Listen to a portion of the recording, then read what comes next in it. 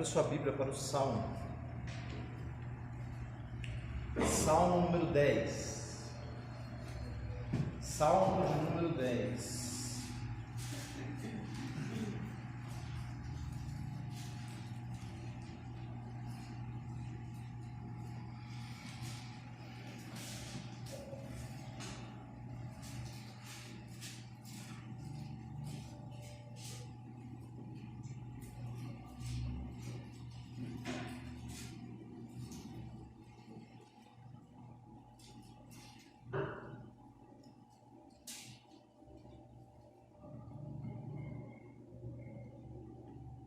Salmo de número 10.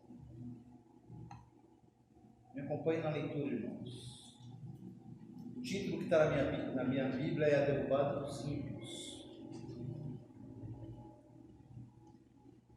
O título da nossa mensagem é Deus é a esperança dos oprimidos. Por que, Senhor, te conservas longe? Te escondes nas horas de tribulação? Com arrogância os ímpios perseguem o pobre.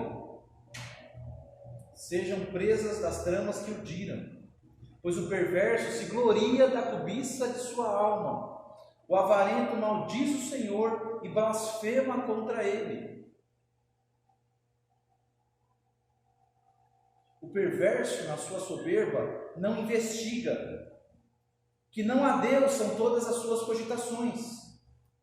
São prósperos os seus caminhos em todo o tempo. Muito acima e longe dele estão os teus juízos. Quanto aos teus adversários, ele a todos ridiculiza. Pois diz lá no seu íntimo, jamais serei abalado. Geração em geração, nenhum mal me sobrevirá. A boca ele a tem cheia de maldição, enganos e opressão debaixo da língua, insulto e iniquidade. Põe-se de tocaia nas vilas, trucida os inocentes. Nos lugares ocultos, seus olhos espreitam o desamparado. Está ele de emboscada como um leão na sua caverna. Está de emboscada para enlaçar o pobre. Apanha-o e na sua rede o enleia. Abaixa-se, rasteja em seu poder, lhe caem os necessitados. Diz ele no seu íntimo, Deus se esqueceu, virou o rosto e não verá isto nunca. Verso 12. Levanta-te, Senhor, ó Deus, ergue a mão, não te esqueças dos pobres. Por que razão despreza o ímpio a Deus, dizendo no seu íntimo que Deus não se importa?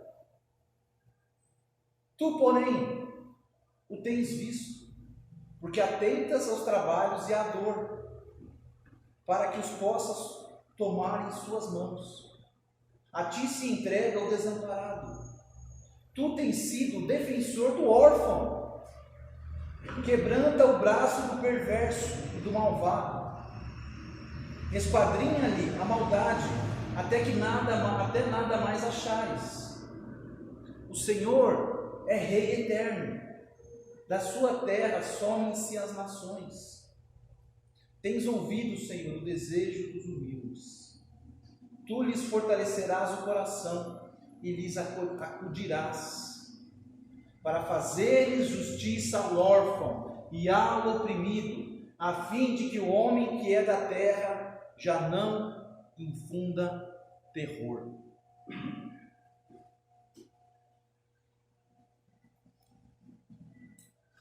Vamos orar mais uma vez. Senhor, nosso Deus e nosso Pai, mais uma vez na Tua presença, buscamos do Senhor a força, a graça, a misericórdia, a direção para as nossas vidas.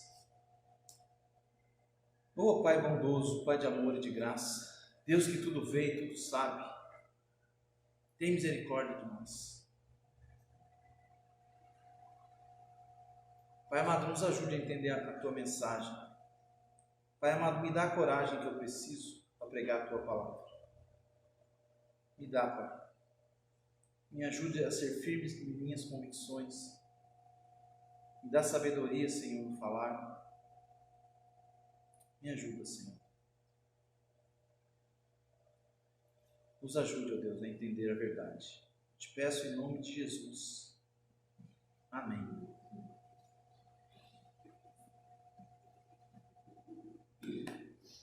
Então, o verso 1, o salmista faz a pergunta que todos nós fazemos: por que, Senhor, te conservas longe e te escondes nas horas de tribulação?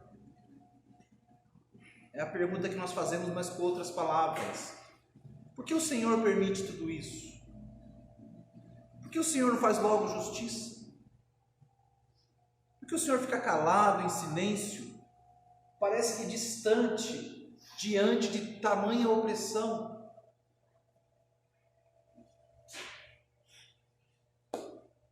Por quê? Essa é a pergunta do salmista.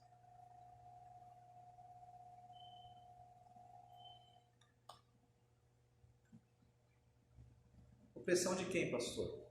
Ele diz a partir do verso 2, dos ímpios. Quem são ímpios? Homens que não temem a Deus. Homens sem o temor de Deus. Homens sem misericórdia. Homens maus. Fazem o que bem entendem. Oprimem, humilham, perseguem, triunfam sobre os pobres e os humildes. Ele diz isso, verso 2: com arrogância os ímpios perseguem o pobre. Perseguem quem? O pobre, o necessitado, aquele que é sem condições, aquele que já está lutando para sobreviver.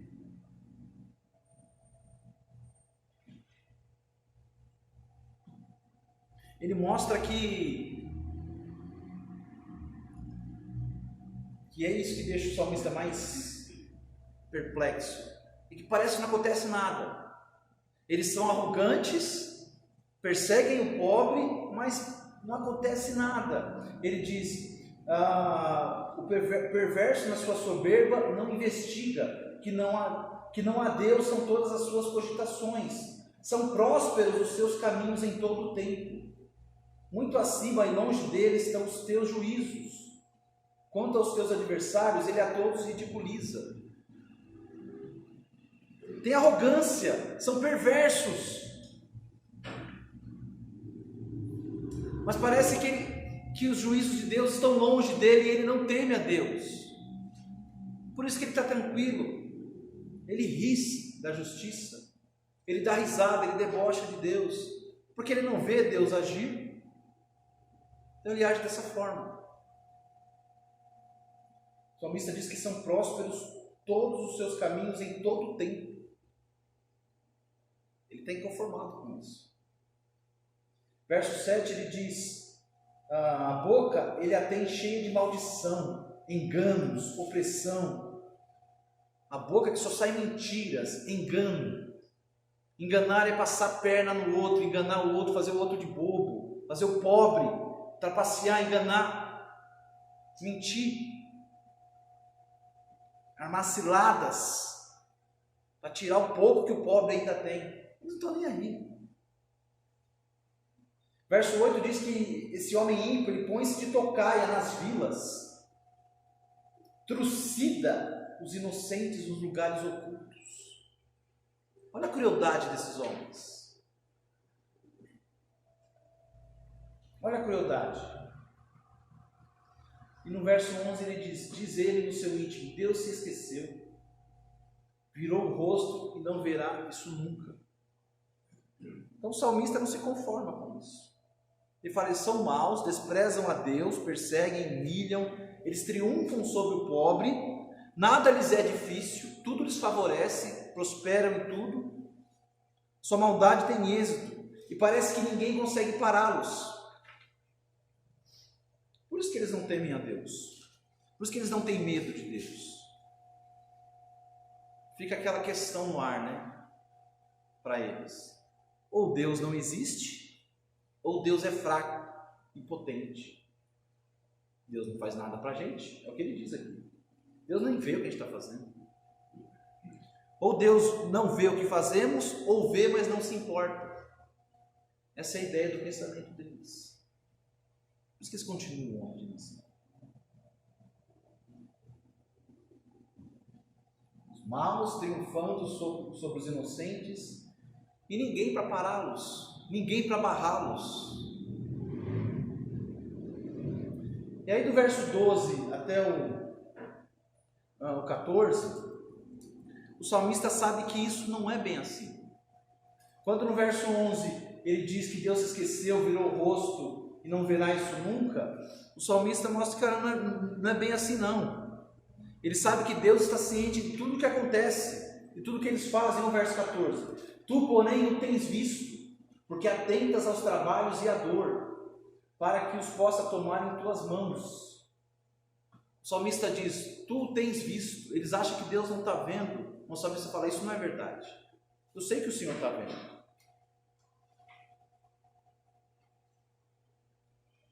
Ele sabe, o salmista sabe que Deus não aceita esse tipo de coisa, e que Deus não deixará eles saírem impunes, pois Deus é santo. Deus não compactua com o mal. Irmãos, Deus não ignora o mal, Ele vê o mal. Ele não ignora, cada um com seus problemas. Deus não age assim. Ele não se omite diante do mal. Então o salmista crê que Deus vai fazer justiça. Por isso que no verso 12 ele diz, levanta-te, Senhor. Ele sabe que Deus vai fazer justiça. Só que o tempo e os modos e o modo de Deus, os pensamentos de Deus, a Bíblia diz, são acima do nosso. A hora de Deus nem sempre é a nossa.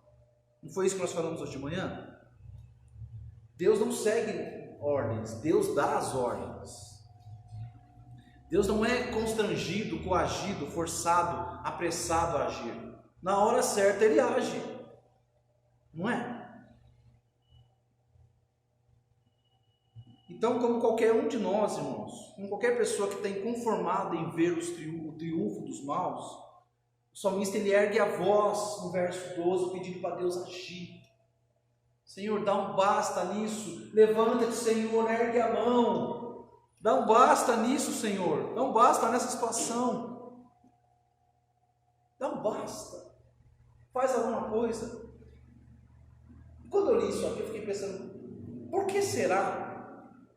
Né? Se ele está retratando uma situação que ele vê ou que ele viu,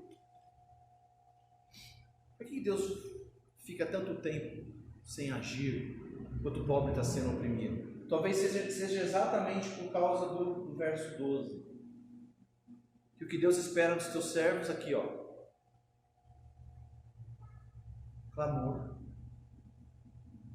Clamor. Se levantem e clamem. Deus quer a nossa súplica em favor do pobre, em favor do necessitado. Ou não? Não, irmãos, ou não? Deus quer que nós ignoremos o pobre e o necessitado.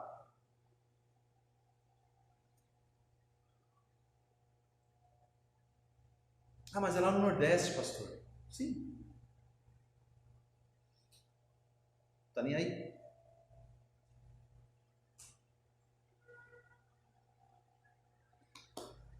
Então o salmista quer que Deus faça justiça. Olha só, ele fala no verso 15, quebranta o braço do perverso e do malvado, esquadrinha-lhes a maldade até nada mais achares. Ele fala, Deus, vá fundo, Senhor. Sabe, acha os podres deles, traga à tona e faça justiça em cada ato, que nada seja encoberto. Faça justiça, Senhor. Faça justiça. E aí do verso 16 ao 18, ele termina proclamando a sua fé. O Senhor é Rei eterno. Da sua terra somem-se as nações. Tens ouvido, Senhor, o desejo dos humildes. E lhes fortalecerás o coração e lhes acudirás. Olha só, Deus vai acudi-los. para fazer justiça ao órfão e ao oprimido, a fim de que o homem que é da terra já não infunda mais terror. Tão forte essa palavra, terror. Irmãos, o que eu quero destacar para os irmãos, usando esse salmo como princípio, no começo. Tem salmo que você lê, que o salmista está numa aflição pedindo a ajuda de Deus. Deus, me socorre, me ajuda, apressa-te, Senhor, não aguento mais, os meus inimigos me oprimem, me caçam. Ele está desesperado, clamando a Deus. Só que esse salmo, ele não está clamando por ele, ele está intercedendo pelos que sofrem. Ele não cita, Deus me salva, me resgata. Você não vê ele falar isso na primeira pessoa. Ele está orando pelos outros. Tem salmo, como eu disse, como o Salmo 12, socorro, Senhor, né? Está falando, está pedindo ajuda. Mas esse aqui, ele está pedindo ajuda pelos outros,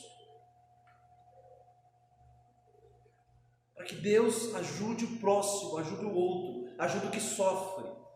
Olha que interessante. Não orar só por si, não pensar só em si, pensar no outro. Interessante que ele não fala que Deus salva os teus servos, salva os pobres crentes, salva os pobres que vão na igreja. Ele fala os pobres, os oprimidos. Nós não temos que ter o mesmo pensamento? Deus vai lá no Nordeste e salva os crentes, tá bom? Os que são católicos, eu não ligo, né? Não é a mesma crença que eu, né? Quem mandou? É assim? É assim, irmão? Não. Uma preocupação com o bem-estar daquele, mesmo que ele não pense igual a você. Uma preocupação com aquele que sofre.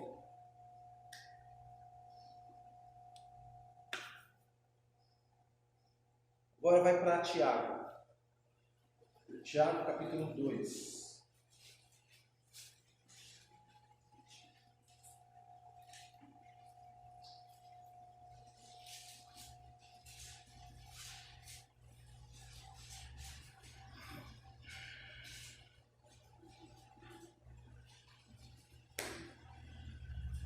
Tiago capítulo 2.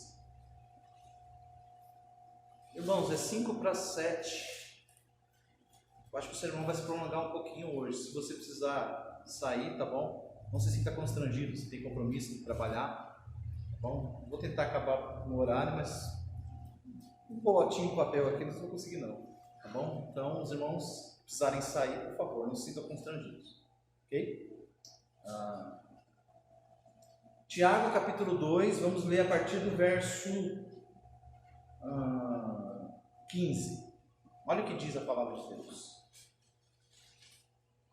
Se um irmão ou irmã estiverem carecidos de roupa e necessitados do alimento cotidiano, olha só o que ele está falando, uma situação. Se um irmão ou irmã estiverem carecidos de roupa e necessitados de alimento, alguém carente, alguém precisando, certo? Em outras palavras, alguém pobre.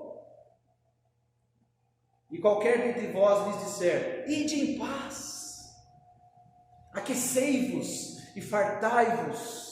Olha que homem espiritual. Você encontra uma pessoa assim, né, está sofrendo, necessitado, aí você diz, Deus te abençoe, né? Olha, Deus te aqueça. Mas não está certo orar? Deus te abençoe, Deus cuide de você, ide em paz. Mas Tiago fala aqui, olha, bem, sem contudo lhes dar o necessário para o corpo, qual é o proveito disso? O que Tiago está falando aqui? Está falando que espiritualidade não fica só no falar, não é? Alguém necessitado e você tem condição de ajudar e você não faz nada, você fica quietinho, calado, ou fala só, mas não ajuda. Irmãos, a questão é que aqui nesse texto ele fala sobre irmão e irmã. E aí você vê no princípio do Velho Testamento, será que a preocupação com os pobres é só com os pobres, irmão e irmã? Não. E nesse verso ele cita irmão e irmã. Como que você pode ajudar alguém carente? Conforme as suas condições. Mas você pode orar por ele? Posso. Posso sim. Oração é importante? Claro que é. Você pode pregar o evangelho para ele? Claro que é mais importante ainda. O evangelho transforma a vida das pessoas. Mas e se você não ajudá-lo? Tendo condições de ajudá-lo? Será que é suficiente conforme esse texto de Tiago?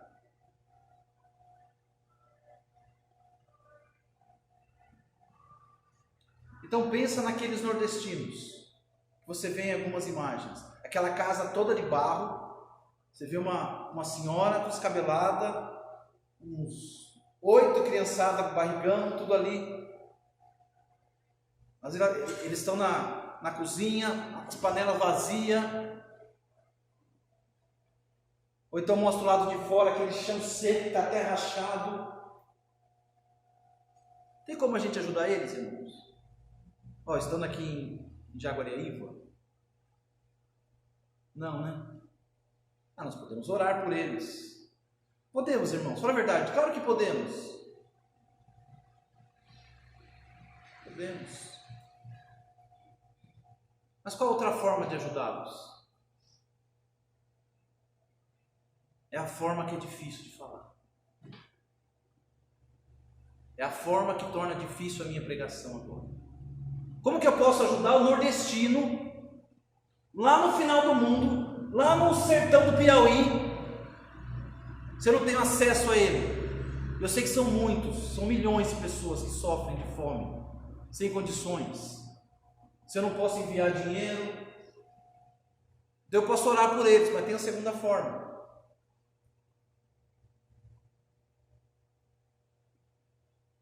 Você pode votar. Votar, pastor? É.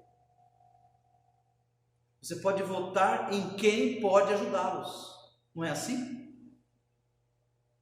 Porque você não pode ajudar, nós podemos? E se nós votarmos e apoiarmos quem pode ajudá-los, quem quer ajudá-los? Ou não? Não, pastor. Não, nada a ver. Nada a ver. Tira a política. O pastor não deve falar de política. Não fala de votar, porque votar lembra política. Não quer saber de política. Tá certo. Então vamos para Romanos capítulo 13 agora. Romanos capítulo 13.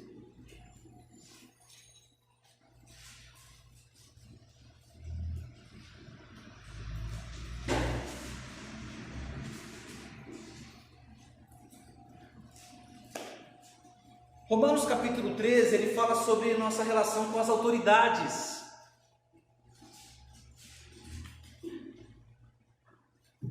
Sobre nossas responsabilidades com as autoridades. Enfim, no verso 6, ele diz: por esse motivo também pagais impostos. Ele está dizendo para os romanos: vocês pagam impostos. Ele não diz: vocês deverão pagar. Vocês já fazem isso. Por esse motivo pagais impostos, pagais tributos, porque são ministros de Deus atendendo constantemente a esse serviço. Pagai a todos os que lhe é devido, a quem tributo, tributo, a quem imposto, imposto, a quem respeito, respeito, a quem honra, honra. O que ele está falando aqui? Ele está falando dos deveres e dos direitos do cidadão. Ele está dizendo que Deus pôs as autoridades para punir o mal, certo? Mas ele também diz que nós temos deveres. Nós agimos como cidadãos e pagamos impostos, pagamos tributos. É a nossa função como cidadão.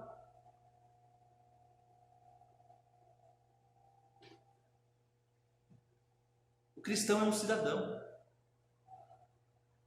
Um cidadão do céu, pastor. Isso. Mas você ainda é um cidadão dessa terra. Você ainda paga impostos. Você ainda tem responsabilidades com o governo. O governo tem deveres com você. E você tem direitos com esse governo. Pastor, você não deve falar de política, mas esse texto aqui é o quê? Nossa responsabilidade diante dos governantes. Fala de direitos e deveres. Fala que nós somos cidadãos. Nós temos que agir como bons cidadãos. Agora vai para o Salmo 122. Eita, pastor, que misturada de versículos que o senhor está fazendo aí. E está dando até medo, pastor. É verdade. Salmo 122.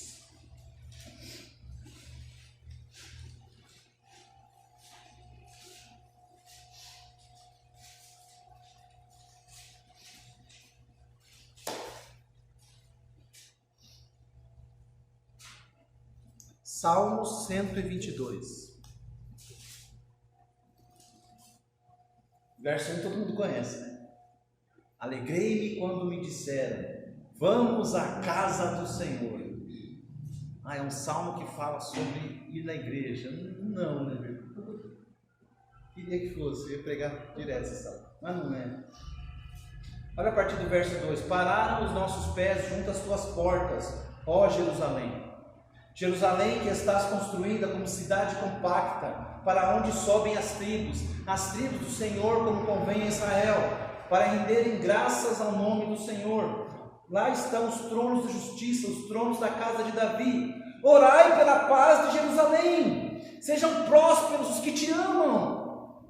Reine paz dentro dos teus muros, e prosperidade nos teus palácios. Por amor dos meus irmãos e amigos eu peço, haja paz em ti. Por amor da casa do Senhor nosso Deus, buscarei o teu bem. Olha o amor que o salmista tem por Jerusalém. Olha o amor, o apreço que ele tem. Mas é apenas uma cidade, é rua, terra, casa, monte, montanha, mas é a sua pátria. Ele ama a sua pátria. Ele ora pela paz na sua pátria. Ele ora por prosperidade na sua pátria.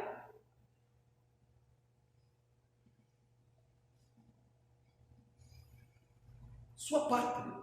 Amor pela sua pátria, pela sua terra, pelo seu povo. Prosperidade. Haja paz em Jerusalém. Ele quer o bem de Israel. E aí eu te pergunto, como que Deus fará isso?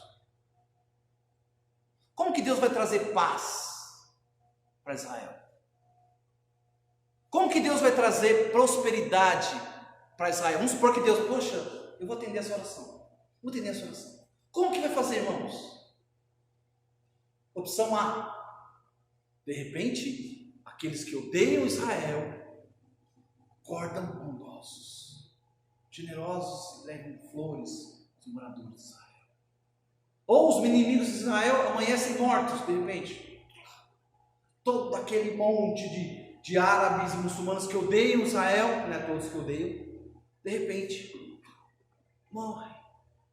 E aí tem paz em Israel. Será? Ou de repente, do nada, tudo em Israel abaixa o preço, tudo em Israel começa a produzir mais, as lavouras ficam espetaculares, já são boas, mas ficam espetaculares. Como que Deus traz paz a uma terra? Como que Deus traz prosperidade a uma terra? Vocês sabem a resposta. A resposta é um milagre que cai, e Deus faz milagres muitas vezes, ou o meio natural que Deus usa. Qual que é?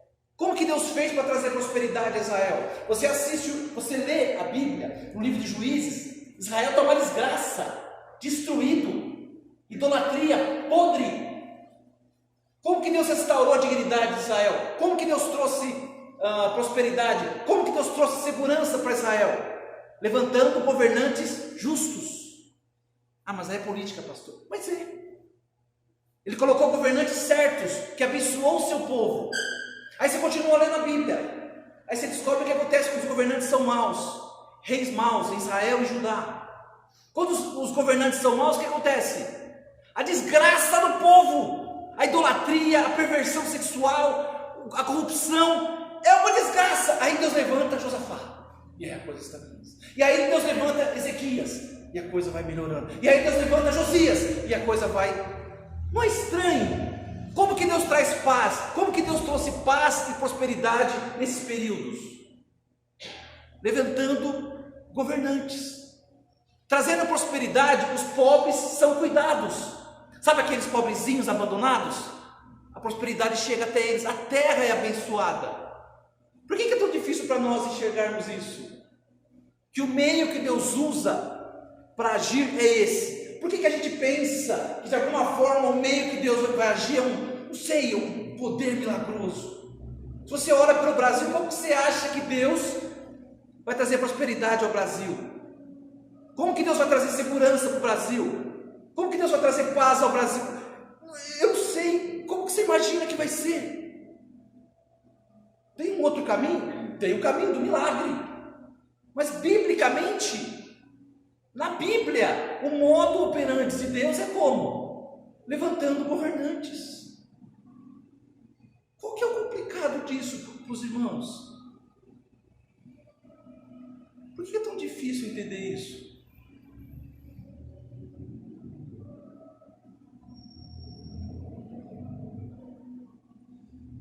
Existem algumas falácias que passam para a gente. Olha... Não pregue sobre política, só a Bíblia. Pois é, até agora você tem a Bíblia. Poderia ficar o livro de Juízes inteiro aí, ó, mostrando o ciclo. Livro de 1 Reis, 1 Samuel, etc. Não pregue sobre política, pregue a Bíblia. Bom, então vamos lá. Bom, de Esther é política? Não dá. Neemias, ele era governador, veio e construiu até, não dá a Neemias. Deixa eu pensar, Juiz então descarta, né? Irmão, você começa a descartar. Porque a política faz parte da vida, irmãos, é a realidade. Não tem como fugir, a Bíblia não fecha os olhos. Agora, há uma diferença entre falar sobre política, há uma diferença, e ficar falando o nome de candidato. Defendendo o candidato, defendendo o partido. Aí é diferente. Aí é partidarismo, né? Partidarismo, partido. Veja como há uma diferença. Por que nós oramos toda quarta-feira pelas autoridades, pelos governantes? Porque é o modo de Deus agir. É o modo de Deus abençoar essa nação. Não abençoar só nós. É abençoar aquele que eu nem conheço, aquele que é católico, é protestante, é umbandista, é espírita, mas que está sofrendo. Porque eu me importo com o pobre, então você ora, então não importa se ele é crente ou não. Então a primeira falácia, não pregue sobre política, só a Bíblia, não tem como. A Bíblia fala de política, fala interferência dos políticos na vida do seu povo. Segunda falácia, política é do diabo. Crente não se mete com isso porque é do diabo. É ou não é? Política é igual sexo. Deus fez o homem e mulher, né? E aí o sexo, ele falou, ó, essa parte aí, né? Ele virou pro diabo e falou, ó, essa parte aí você faz que eu não quero nem ver. É assim? Deus criou o sexo. E o diabo perverteu o sexo. Os homens perverteram o sexo. O propósito do sexo. A política, os governos. A ideia de Deus.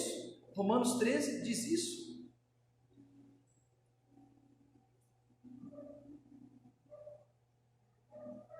Terceira falácia, o pastor não precisa falar de política. Claro que não precisa, né, irmãos? Afinal de contas, o pastor, ele vive numa bolha assim, espiritual, que ele não precisa pagar imposto. Olha que beleza. Ele não está passível à criminalidade lá fora. Tá, o pastor está na bolha. Entendeu? O filho dele não corre perigo. Não é. O pastor não precisa comprar comida, não precisa comprar remédio. Então esse assunto não pode sair da boca do pastor. E a quarta falácia, que na política ninguém presta.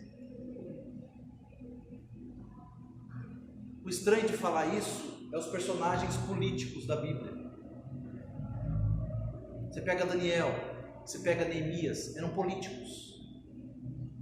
Você fala que na política ninguém presta, desde quando?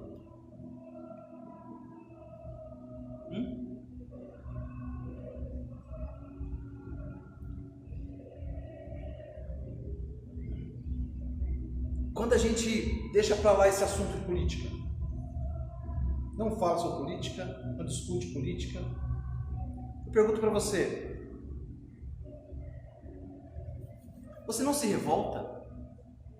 Porque o salmista do Salmo 10, ele estava revoltado, nem era com ele, mas ele estava revoltado com o que os maus estavam fazendo. Ele se revoltava com a opressão dos pobres, os homens tacando terror, ele diz, ele usa a palavra terror, destroçando, oprimindo. Ele não se conformava em ver a maldade reinando. Eu pergunto a você não se revolta? Você não se revolta com a sexualização de crianças e adolescentes? Sabe, professores ensinando como fazer sexo na sala de aula, não fazendo, mostrando, mas pegando pênis de borracha e mostrando para eles, para criança, tipo assim, isso não te revolta? Crianças, adolescentes, exposição de arte pervertida, pornografia explícita em museus. Você que ama o Brasil, isso não te revolta? Não, pastor, não me revolta porque nós crentes somos cidadãos dos céus. Não pode explodir, pegar fogo que... que estranho. Crianças serem ensinadas nesse lixo. Uma exposição que teve do Banco Santander, alguns anos atrás, de exposições de arte, de camarada nu lá e trazendo criança para tocar nele. Revoltante! O cristão tem que ficar revoltado com isso. Ele tem que ficar inconformado. Ele não pode assistir e falar, olha que coisa feia, hein? Porque é isso que eu vejo. Para mim, os cristãos estão vendo lá e é que não é com a gente. Claro, quando for com seu filho, aí é importante, né? Nossa, aí com o seu filho, aí toma outra dimensão. Então com o filho dos outros, que se dane. Com o nordestino lá em Piauí, que se dane. Porque não é com você aqui. Não é assim? Seu filho está lá na creche, volta dançando funk, não sei o que lá. Peraí, o que está acontecendo? Aí você vai atrás. Mas enquanto ele não voltava e estava com os outros, está tudo certo. Olha a mentalidade. O cristão assiste o mal e não é comigo, está tudo bem. É o mesmo cristão que quando vê o vizinho espancar uma criança, chutar a cabeça da criança, não sei o que lá, ele vai denunciar, não, mas esse vizinho me empresta o carro, ele me empresta a escada, tal, o cara é... Aí você fala, mas se eu denunciar, vai ficar aquele clima, ele vai... Melhor não me meter, porque não é problema meu. É o mesmo tipo de cristão, só que num parâmetro menor. Sabe, não te escandaliza as universidades tomadas por militantes? O que eu já vi de reportagem de militantes lá dentro da sala de aula com bandeira da CUT, da não sei o que lá, do PT, não sei o que lá. Sabe assim, pessoal fumando maconha dentro da sala de aula, pessoal andando pelado nas universidades. Eu não tenho coragem de mandar um filho meu para a universidade pública, mas nem a pau, de jeito nenhum. É monstruoso o que estão fazendo, e isso não te revolta?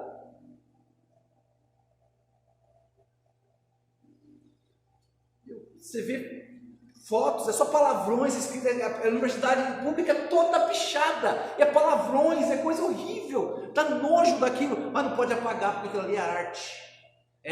Como que eles falam? Manifestação de expressão.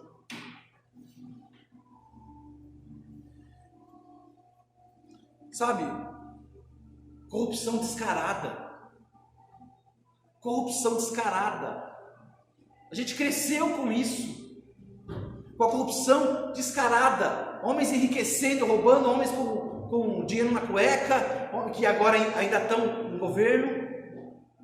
Aquelas malas escandalosas do Guedel lá, não sei o que. Absurdos assim, milhões. Isso não te revolta? Porque o salmista estava revoltado. Porque como que os homens oprimem os pobres?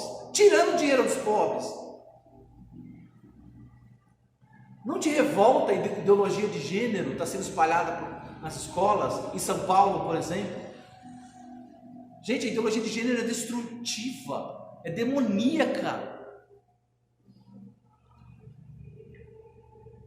Quando você vê o cuidado que eles têm com o bandido e está nem aí para a vítima, lembra do Lázaro? Todo mundo está com medo do Lázaro, está na mata. A polícia levou um mês para caçar o cara. O cara estrupou, matou, fez um monte de coisa. Mas quando ele morreu, foram para cima de quem? Tadinho do Lázaro, não deram chance para ele, foram para cima dos policiais. E a família das vítimas? Sabe, a gente está se acostumando com isso. A gente está se acostumando em ver bala perdida. Ouvi que lá, mas foi no Rio de Janeiro, mas isso já não me choca, isso não me revolta mais. Você vê as ações de tirania dos 11 abutres lá do STF, e não te revolta.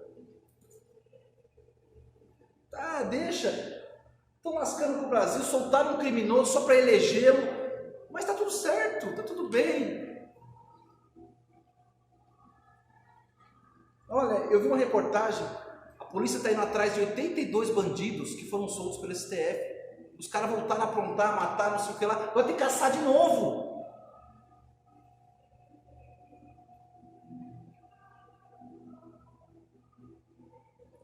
Você viu nas reportagens, você viu a polícia prendendo um cidadão de bem que estava trabalhando, vendedor ambulante, a pessoa só tinha aquilo para trabalhar. A polícia batendo e tirando, jogando as coisas no chão. E agora a gente vê lá a polícia cercando por 9 dedos e lá tomar banho na praia. Eles bateram em pessoas que estavam na praia, tiraram de lá na base da cacetada e agora estavam lá. Isso não te revolta? Sabe? Irmãos,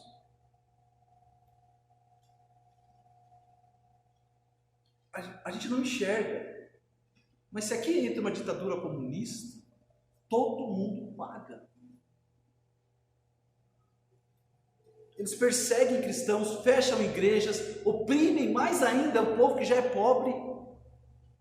Não é brincadeira. Tem um país ao nosso lado que chama Venezuela, faz fronteira com o Brasil. A Venezuela, que era um dos países mais ricos da América Latina. A Venezuela é rica em petróleo. E sabe o que está acontecendo agora? Por causa de política, de políticos maus. O povo está comendo lixo. Ah, mas é lá na Venezuela, nem brasileiro é. Ah, tem criança, criança já dá um pouquinho de dó. Mas é lá na Venezuela. Que comam um lixo, comam um cachorro, comam um rato. Eu não me importo, porque eu não quero saber de política.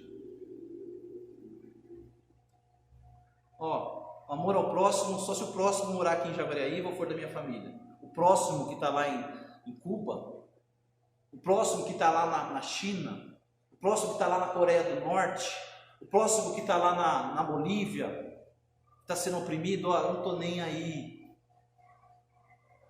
Porque afinal de contas, nós não devemos pensar em política. Não é espiritual pensar em política, né? Não, pastor, não é. Eles que se danem. Quem mandou eles colocarem governos de esquerda lá? Né, pastor? É problema deles. Será que é assim o seu coração? Coração que só tem você. No seu coração só tem espaço para você, o seu bem-estar. Não é igual do salmista que clama, que implora, que não se conforma com o mal que está sendo feito. É porque, como eu disse, é porque não é na sua família. Porque na minha família não é. O Lucas e a Isabela estão bem aqui, saudáveis, lindos, inteligentes.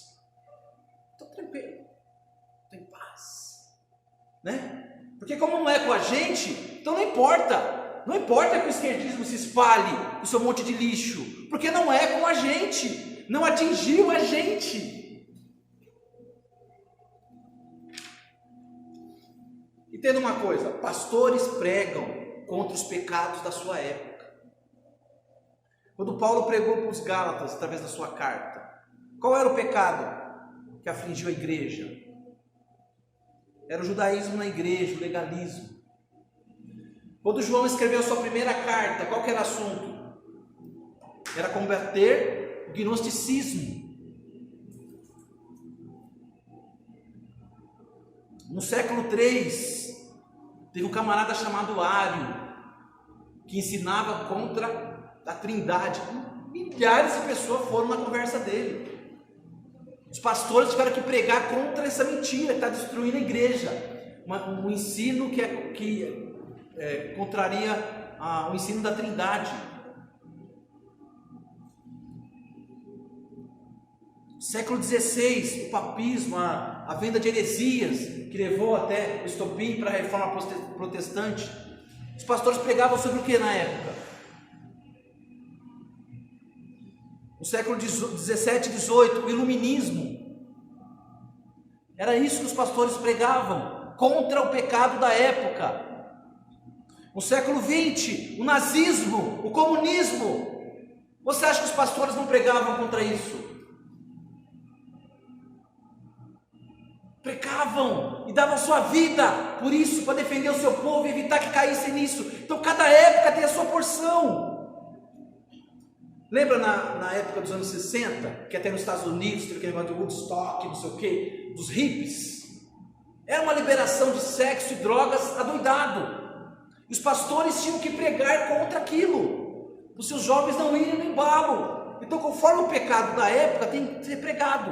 Meus queridos, na década de 60, não foi só na década de 60, mas eu estava vendo sobre aquelas manifestações que teve contra o racismo nos Estados Unidos. Tão forte.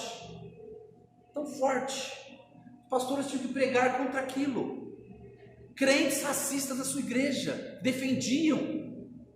E a atualidade, irmãos? Nós estamos tendo tanta coisa. Tem tantas modinhas para pregar contra. Tem uma liberação, uma facilidade da pornografia para o pastor pregar. Tem um mundanismo, materialismo, consumismo que o pastor precisa pregar, que são pecados da nossa época. Tem seitas e heresias de pastores que distorcem a Bíblia. Pastores famosos que estão dizendo que tem que atualizar a Bíblia, que tem que como que é o nome? Tem que adaptar a Bíblia à nossa cultura. Tem o esquerdismo. Tem o esquerdismo com seus 300 milhões de tentáculos. Através do feminismo, através do relativismo, através do ateísmo, através da liberação, desse incentivo à liberação das drogas, através dessa militância LGBT que a gente vê por aí. É o esquerdismo, é o que eles querem trazer, porque isso gera um caos. A ideologia de gênero, está tudo nisso. Irmão, tudo que é errado contra a nossa fé, contra o nosso princípio, a gente prega contra. O pastor tem a obrigação de falar contra.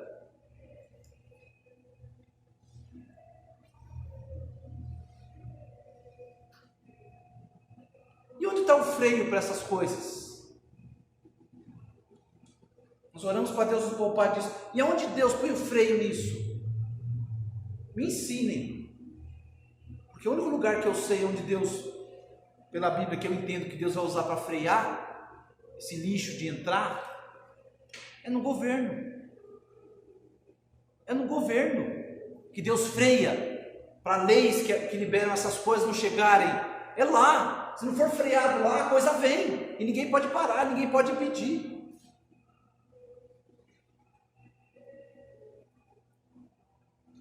E qual que é o problema de pregar com isso? O problema é que ao ir contra esses valores do esquerdismo, esses lixos pervertidos que eles querem trazer para as universidades, para as escolas, sexualizar crianças, liberar drogas e tudo mais, é que ao ir contra isso, o pastor recebe um título. Começa com B. Pastor bolsonarista. Você não pode falar contra isso. Você defende o esquerdismo, isso é contra o esquerdismo, é contra os lixos que o PT, a corrupção que o PT fez. Você é bolsonarista. Você não pode falar.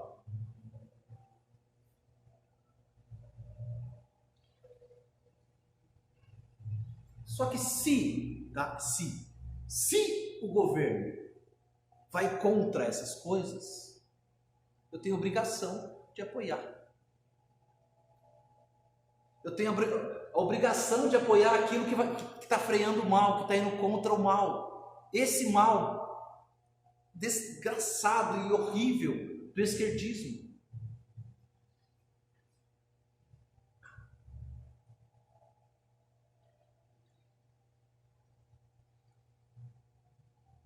Quando estava tendo aquela questão do voto auditável, lembra? Até teve votação, um voto auditável, para que as urnas pudessem ser auditadas, tal. A minha esposa pôs num grupo da família lá, olha pessoal, ajuda aqui a votar a favor. Por quê? Porque naquele site do Senado, eles veem, olha, muita gente, a população está a favor, que aprove isso, eles consideram, teoricamente, isso na hora de votarem contra ou a favor. Então ela pôs lá no grupo da família e falou, pessoal, ajudem a votar isso, é a favor do voto auditável. Mas ela recebeu uma enxurrada de crítica, de ataque. Porque como é que você defende esse governo é absurdo, isso aqui lá, não se viu, eu não acredito nesse cara é homofóbico, esse cara não sei o que lá. Ela nem citou o nome de Bolsonaro. Ela falou do voto auditável, e isso é para qualquer partido, até do PT, até do PSOL, qualquer partido. O voto auditável é poder verificar se o que foi votado confere, só isso. Isso se aplica para qualquer um. Mas ela foi atacada, nem falou o nome de Bolsonaro, nem citou. Eu não sei o que acontece. Então, se eu, que posso estar errado, bem provável, estou vendo que o governo está tentando frear essas coisas, pode não estar. Pode não estar. E não o nome em si, pode ser qualquer governante, qualquer cara que entrar e sair, que manter isso, de barrar essas coisas, essa perversão, essa corrupção. Eu tenho obrigação de apoiar. E como que eu apoio, irmãos? Votando certo. A gente cresceu na cultura de que o Brasil é o país da corrupção. Foi ou não foi? Crescendo com isso. Mas como que eu ia votar? Minha esposa falou que fazia a mesma coisa. Quando nós tivemos 16 anos e nossa primeira votação, depois com 17, com 19, sei lá, a gente ia votar como? Chegava lá, o chão da coisa eleitoral lá, cheio de papelzinho de candidato. Aí você vai, pega um aqui, vou com esse aqui, vou. Assim. Eu votei assim. Tá nem aí pra política. Né? É tudo corrupto mesmo. Não é assim. Não vai mudar nada o meu voto. Esse é o pensamento. Essa é a ideia. O meu voto não vai fazer diferença. O meu voto tanto faz, é tudo corrupto. E é isso que eu devo pensar para eles. Isso, vota em qualquer um. Vota em qualquer um, vota no cara que dá cesta básica, não sei o quê. E aí a coisa permanece. Só que o que eu demorei para entender é que o Brasil é corrupto por causa dessa nossa mentalidade de não querer saber de política. Só que eu não entendia que é a corrupção lá que faz com que falte hospitais e pessoas morram por falta de hospital, por falta de remédio, por falta de escola, por falta de emprego. Então eu tenho culpa de pessoas que morreram nos hospitais por falta de vaga. Eu tenho culpa sim, porque eu ajudei a eleger corrupto. Eu tenho culpa de pessoas que morreram de fome lá no Nordeste, desnutrido, porque eu tive a minha parcela de culpa ao eleger corrupto. Eu tive, porque eu não estava nem aí. Não importa que o dinheiro do povo está sendo mandado para quê? Para construir porto em Cuba, para construir aeroporto na Angola, para construir não sei o que lá. O camarada que foi eleito, que foi tão amado pelo seu povo nordestino, que era para amar e cuidar do seu povo, o dinheiro que era para abençoar o seu povo foi mandado para outros países, para ditaduras. E eu fui conivente nisso. E eu fui parte disso, porque eu votei no camarada. Eu ajudei a isso acontecer. Porque eu não estava nem aí para a política. Então eu ajudei a oprimir o pobre. Mas você não vai admitir isso. Claro que não. Não é? Você não vai admitir que você contribuiu para que o pobre fosse oprimido. Ao permitir, ao ajudar ao corrupto ser eleito. Mas você não vai admitir isso. Claro que não, pastor. De forma alguma, eu tô com a mão limpa, pastor. Graças a Deus por você. Você ora pelo Brasil. Como que Deus vai abençoar a nossa nação? De novo a pergunta que eu fiz para Israel. Fala para mim como. Mostra outra forma. Vai descer bênção do céu assim. As pessoas... Irmãos, biblicamente, governantes. E você pode citar o nome do cara que começa com B, quando você quiser. Se sair ele e entrar outro, seja quem for, que tenha essa linha de barrar o esquerdismo, de contra essas coisas, essa podridão. Bem, agora e se ele tinha envolvido em... Vamos contra. Porque eu não posso mais negligenciar esse assunto. De achar que isso não faz parte da nossa vida, porque isso influencia na morte de pessoas que são colocadas lá, através da soma dos nossos votos, vão tomar decisões que vão afetar a nossa vida, a nossa liberdade, nosso direito de falar, nosso direito de ir e vir, afeta a vida dos meus filhos, dos seus filhos, vai afetar, e você não entende isso.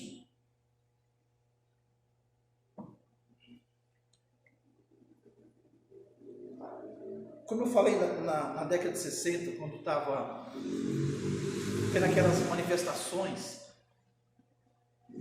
eu fui ver algumas fotos, em filmes também a gente já viu isso, mas fotos que mostram como que era antigamente. Nos estabelecimentos tinha lá, bebedouro para branco e para negro. Tinha lá, nos restaurantes, aqui só pode sentar branco, negro só ali. Tem fotos disso. Nos ônibus, os pretos, os negros só poderiam sentar lá no fundo. Não poderiam sentar na frente. Sabe o que é isso? Isso é tratar outro ser humano como inferior. O racismo é baixo, é sujo, é nojento. O racismo é revoltante. Mas a população, muitos crentes, conviviam com aquilo, estava tudo bem. Foi necessário um homem se levantar, um homem chamado Martin Luther King, um pastor batista, se levantou, chamou seus camaradas e fizeram protestos pacíficos. E aí você procura sobre eles, você vai ver os protestos. Eles estão lá protestando pacificamente e a polícia soltando cachorros em cima deles, espancando. Eles tiveram que levantar e agir, porque os brancos cristãos não faziam nada, viam os negros ser tratados igual sub-humanos e não se manifestavam. Deixa, é política, não é com a gente. Eles se levantaram. E aí o que aconteceu com esses protestos? A polícia batia, eles continuavam. E aí as câmeras de TV começaram a pegar. E aí aqueles que não sabiam o que aconteceu, isso começaram a se revoltar. E aí começaram a cobrar dos governantes. E aí conseguiram reverter isso, mudar isso, ter leis de igualdade para todos, acabar com essa apartheid, com essa coisa horrível. Mas eles se levantaram e fizeram. Influenciaram na política. Você vê fotos lá da primeira aluna negra lá entrando nos Estados Unidos, na universidade. Um monte de guarda em volta e os brancos atrás, tudo criticando, tacando coisa. É horrível de se ver. Mas teve que se manifestar. teve que apoiar, teve que lutar contra o direito, o que é errado. Você não pode ver o errado e não é comigo, porque você é branco, né? Tá tudo bem. Olha só como que é. Sabe quantos milhões de crentes oraram a Deus, pedindo misericórdia, porque eles aguentavam mais ser tratado como cachorro, cuspido, apanhando a polícia e tudo mais, por causa da sua cor. Eles não aguentavam mais. Quantas orações foram feitas? E como que Deus mudou isso? Na política. Foi na política que Deus agiu, não foi que desceu um raio de bondade nos corações e tudo parou. Meu irmão negro, vem cá, dá um abraço. Foi através da lei. Então eu tenho a responsabilidade de defender o que é certo. É que a gente é tão forte o ataque que o governo sofre da mídia, tão forte, que é difícil de verdade para mim, para qualquer pessoa acreditar que esse governo é razoável. Porque pela mídia é tanto ataque, tanto. Você fala, gente, esse governo é destrutivo. Aí só como um exemplo, teve uma época atrás que saiu o escândalo do leite condensado. Qual que era o escândalo do leite condensado? Onde já se viu o governo Bolsonaro gastar 15 milhões com leite condensado. E saiu, irmãos, saiu em tudo quanto é mídia, tudo quanto é mídia que você imaginar. Todos os jornais, os blogs, revistas, tiravam sarro, não sei o que lá. Olha onde o governo esbanja o dinheiro. Gente, mentira. 15 milhões 641 mil gastos com leite condensado.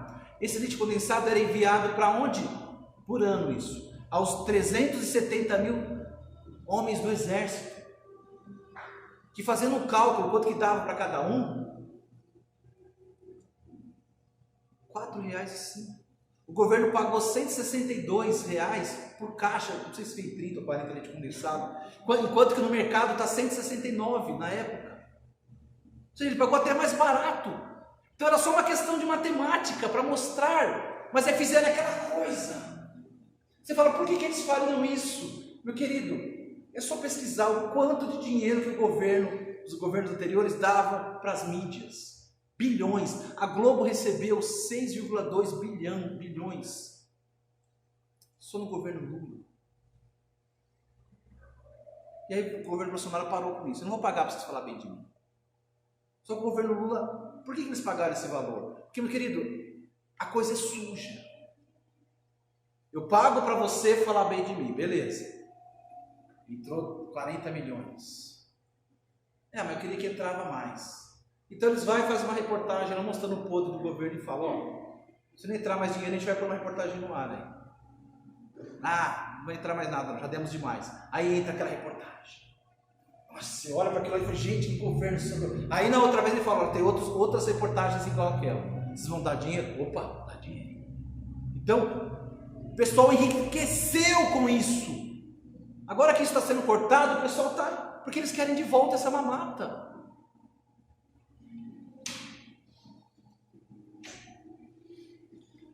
Vacinas. O Brasil é o segundo país que mais vacina no mundo. Isso é falado? O segundo do mundo que mais vacinou. Não falava. Dinheiro. A mídia quer dinheiro, quer que outro governo volte.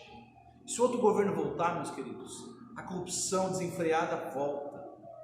Você fazer procurando ministros e não sei o que lá, cabide de emprego, vai voltar tudo aquilo de novo que a gente cresceu vendo. Vai voltar a perversão sexual, mais ainda, ideologia esquerdista, censura da mídia. Não é isso que o Lula falou que vai fazer? Ele falou, isso que a gente falhou. A gente devia ter feito a regulação da mídia. A gente não fez. Mas o que é a regulação da mídia?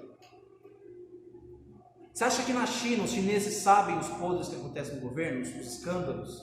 Não. Isso não é divulgado. Eles falam, isso aqui divulga, isso aqui não. O governo fez isso aqui você não divulga. Você pode divulgar isso. E restringir o que o povo falar. Irmãos, é complicado. Como eu disse, eu posso estar enxergando errado. Eu sou tonto e cego e bobo, verdade.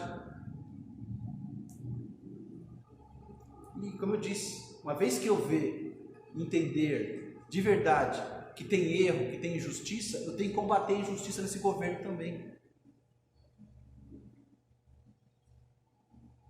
Então, de novo, quando a gente fala, leva os meus olhos para os montes, de onde me virá o socorro? O meu socorro vem do governo Bolsonaro? Não vem. O meu socorro vem do Senhor.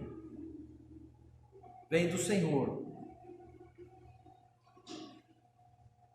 Mas quando Deus socorrer o clamor da nação, como que Ele vai fazer? Vai levantar governantes. Biblicamente, é assim que Deus fez. Deus levanta governantes. Porque como que Deus abençoa você? Não, responde para mim. Como que Deus abençoa você? Você ora, Deus me abençoa. Como que Deus faz? Opção A, dinheiro surge do nada.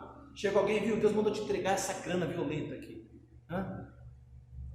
É assim? Ou Deus te dá a oportunidade de trabalhar, estudar e crescer? Como que Deus age para nos abençoar? Tem a forma milagrosa, que é o que a gente já vai acontecer, ou os bens naturais? Como que Deus vai consertar a nossa nação? Colocando governantes bons, corretos. Mas quem que Ele quer quem que Ele usa para colocar esses governantes? Nós. Não é, pastor? Então, e protestar é errado? Me responda, é errado ir no cinema? Sim e não. Eu vou no cinema. Um filme adulto, não sei o que. Não, então não. É ou não é? Posso ir no clube? Pode, vai estar tendo. Opa, isso aí não é bom. Não. Vai no protesto, vai ter quebra-quebra, não sei o que lá. É errado. Eu não vejo por que é errado se o protesto é uma forma de você exercer a sua cidadania. Por que é errado falar isso? Se você exercer o seu direito, uma vez que você tem as suas obrigações e responsabilidades a cumprir. Por que é errado falar que não tem problema em protestar pacificamente? Por que, irmãos?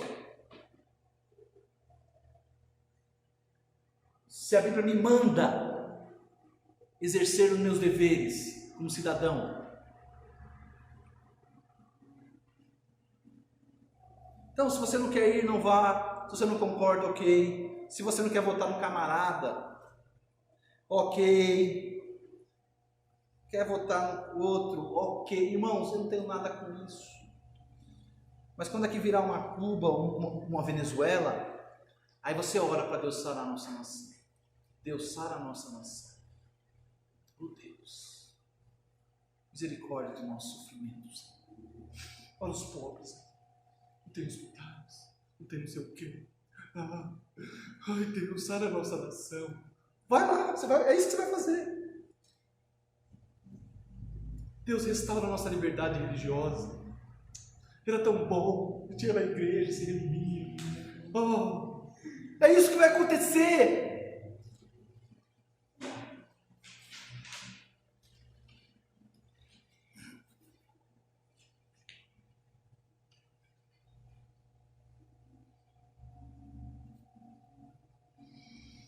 Então, se você ainda acha que o crente não deve opinar, discordar sobre política, é porque você não entendeu que a política influencia tudo na nossa vida. Tá bom? Tudo. Sua liberdade, seus direitos, o estudo dos seus filhos, a vida das criancinhas, tudo. As leis, preços.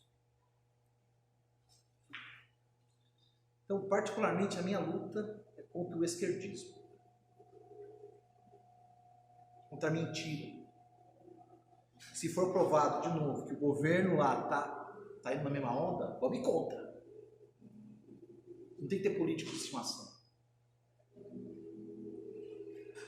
Mas tem coisas que dependem da gente. A gente fazer. Lembra tô acabando. Lembra da ilustração do homem na enchente? Estava lá na enchente. A água estava no joelho, aí veio o camarada com o bote lá, sobe aí, não, Deus vai me salvar. Aí a água estava aqui, aí veio outro cara com o barquinho, sobe aí, colega, não, Deus vai me salvar. Aí outra hora a água estava aqui, né? Aí os caras com o helicóptero lá, desceu a escada, dá a mão, sobe aí, não, Deus vai me salvar. Aí ele morreu, né? Ele morreu. Aí chegou lá diante de Deus, Deus, confiei no Senhor, falou, eu mandei 2 barcos, um helicóptero para te salvar, e você não, como que você acha que Deus age? É só um milagre, um anjo vindo, vem aqui, deixa eu tirar da água, ou um barco, mandar um barco vir te salvar? Por que é tão difícil entender? Como que Deus vai sarar a nossa nação? Por que é difícil entender que é através de bons políticos? Por que é difícil compreender isso, irmão? Deus usa meios naturais. É raro ele usar o milagre. É só quando não há outra alternativa. Fala uma coisa que Deus faz por nós, quando nós podemos fazer. Se você pode escolher seus candidatos, se você pode defender o que é certo, pode ir contra o erro, a mentira, e você não faz, o que você espera? Então, e você só discorda de mim porque nós ainda temos liberdade. No Canadá, os pais perdem a guarda da criança se tentarem impedir essa criança de mudar de sexo. Sabe o que é isso? Perder a guarda dos seus filhos. Porque a criança que não entende nada quer mudar de sexo porque viu a tiazinha, a professora, não sei quem. Você perder a guarda dos seus filhos. Em Nova York, tudo isso é política. Em Nova York foi permitido o aborto até o 8º mês de gravidez.